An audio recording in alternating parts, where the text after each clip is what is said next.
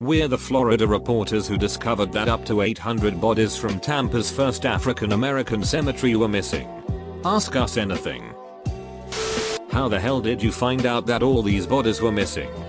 How did no one realize this before? We wrote a story a year ago on a local man who spends his retirement looking through death certificates to ID who is buried in mass graves in the county's Potter's Field. He mentioned he kept find death certificates for a cemetery called Zion that he'd never heard of. We looked into it and found it was Tampa's first African American cemetery. That seemed like a story. But we quickly realized that we could not ID where the bodies went. And the search began. What do you think the chances are of USF getting involved in searching for these lost graves? They've done work searching for graves at the Dozier Boys School in North Florida, and it seems their resources could be used in this situation. The same team looking for the Dozier graves has agreed to lead this search. Where do you think the bodies went? Just destroyed by the developers? And how did nobody say anything at the time? If developers came in and tried to build apartments in my mom's grave, I would raise hell. Here is a follow-up we wrote after a former neighbor read the first report. TampaBay.com. So we know some were moved, but in an archaic manner. As for why no one would step in, scared of the white establishment or the families of those buried had left the area, are theories. We have no idea yet where they might have gone. The search continues. But this is a lot of bodies to be missing without records. Would these graves have markers, tombstones? Nearby individuals may happen to stumble across a stone marker. Yeah, that's been a popular question. How many African Americans in the early 1900s could afford proper tombstones? One cemetery historian said she'd estimate that 20% of the graves would have something made of stone that could survive harsh conditions. Others would have wood or none. Do you believe that what happened to Zion Cemetery, a minority cemetery being deliberately ignored, developed and forgotten, also happened in other US states? We know about the boys' school in Florida, which was shockingly recent.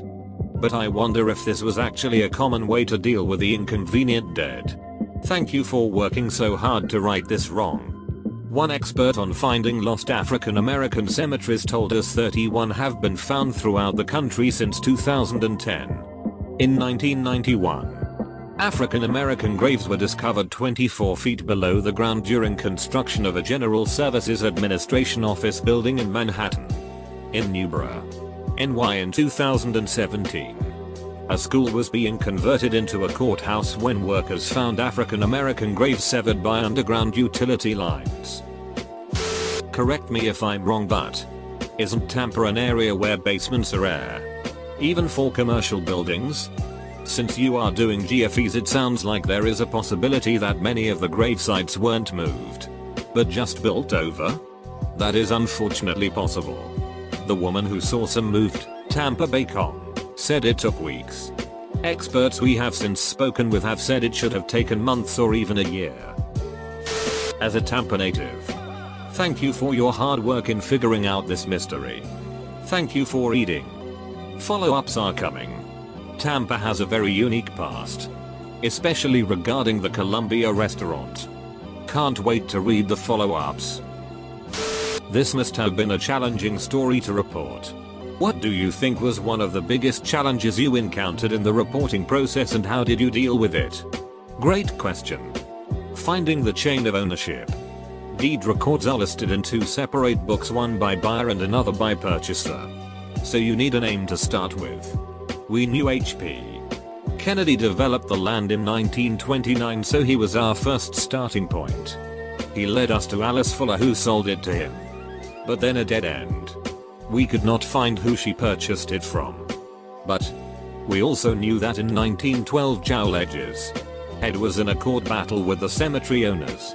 Head said he owned the tax deed. The article did not cite the owners by name. It only said they were black. The 1901 map of the cemetery filed with the county clerk's office included its legal coordinates.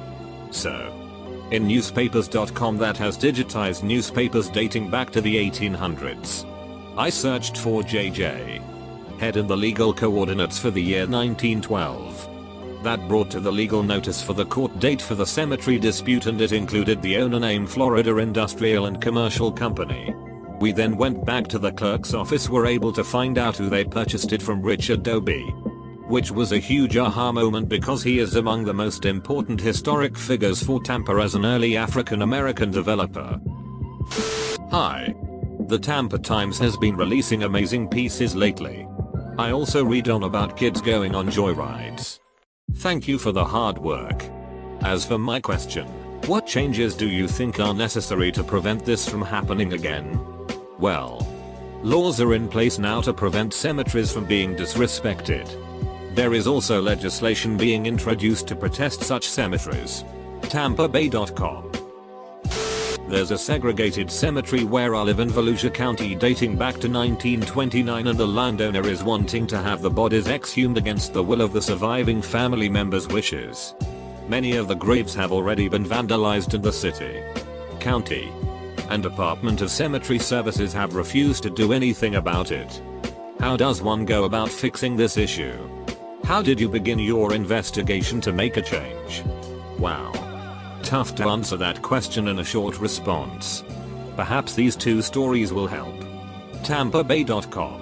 TampaBay.com. Good luck. What is the most outlandish theory you've heard so far? Honestly, nothing outlandish yet. Most we have worked with on this remain practical in their thinking. We know some were moved. A woman stepped up after the initial report, TampaBay.com. But the question remains if they were all moved or just some. Archaeologists are confident that a full survey of the land will turn up graves. 3 were discovered during construction in 1951. You don't forget just 3. Is the popular phrase I hear from experts. Where could they have gone? How did no one notice the bodies being removed? The where is the $1,000,000 question we are hoping to answer. Here is a follow-up about a woman who saw some moved in an archaic manner. TampaBay.com. By the middle of next year it is hoped that the land will be surveyed by archaeologists to see if remains are still there. As a Tamponian? Tampanite? Did we ever settle this debate? How hard was it to work with the local governments to get the information needed?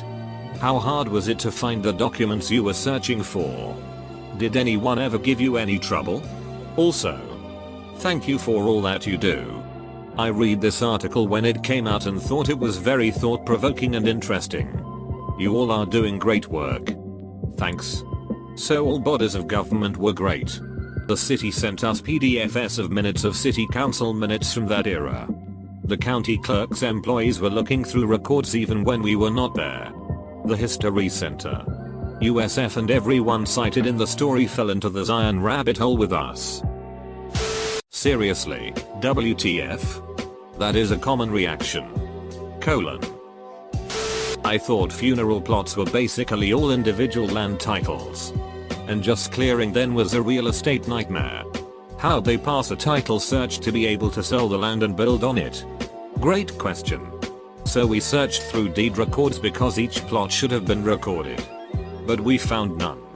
It was the early 1900s and for much of the time Zion existed it was beyond city limits. Which might explain why. As for the other question, that is the $1,000,000,000 question that we might unfortunately never know the answer to. Wow, this is amazing and horrible at the same time. Thank you for your hard work. I live in Sarasota and would like to follow along as you continue this search. Will there be regular articles in the Times updating this? Yes. This story is just beginning. Check www.tampabay.com for updates. Have you been following the destruction of US Civil War battlefields and burials by land developers? Many soldiers who died during battle were buried on the spot by their friends, who probably expected to come back someday and bring them home. No one ever thought the war would last for 4 years, or that so many would die. Once the little wooden cross and name marker was gone, the graves were at the mercy of the elements. Developers bulldozing old battlefields to put in strip malls often destroy these soldiers' graves. You give your life for your country and your state, and end up under a parking lot. Do you think the use of ground-penetrating radar could prevent this? Yes. If the land was identified and the community spoke up. What's average age of them? Were they especially young or old? What the worst bodies with changes you'd ever found? Describe please. Ages varied from newborns to senior citizens. If I had to guess off the top of my head, 15-20% were newborns. Around 20% of those whose death certificates the Times located were born before the end of the Civil War in 1865. Either in Florida or another southern state. What do you people believe is the foremost cause for such secrecy? Like racism is an obvious cause, but a cemetery once created being hidden requires lot of effort. Any other cause as such? If the bodies were not moved, it is because they were African American and considered second-class citizens.